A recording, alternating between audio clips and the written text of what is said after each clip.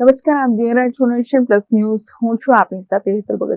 આજરોજ ગુજરાત સરકારના પ્રવક્તા મંત્રી દ્વારા આવતીકાલ તારીખ 7 ઓક્ટોબરથી 15 ઓક્ટોબર દરમિયાન ભાજપ સરકારની 24 વર્ષીય યાત્રાના સંદર્ભમાં વિકાસ સપ્તાહની ઉજવણી કરાશે એમ જણાવવામાં આવ્યું હતું.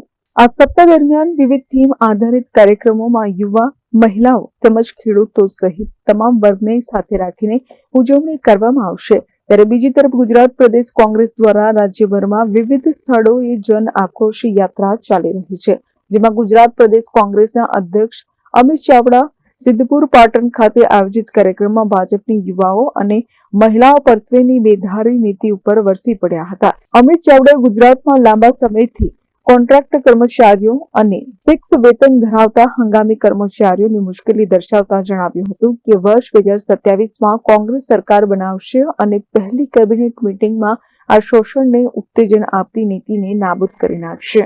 સરકારમાં લાખોની સંખ્યામાં જગ્યાઓ ખાલી છે.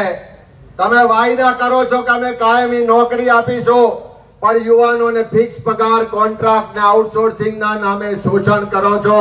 આ યુવાનોનો આક્રોશ છે. આ મંચ પરથી કહેવા માંગુ છું કે કોંગ્રેસનો સંકલ્પ છે 2027માં પરિવર્તન થશે. કોંગ્રેસની પહેલી કેબિનેટ મીટિંગમાં ઠરાવ થશે કે ગુજરાતમાં ફિક્સ પગાર, કોન્ટ્રાક્ટ ને આઉટસોર્સિંગ પ્રથા નાબૂદ.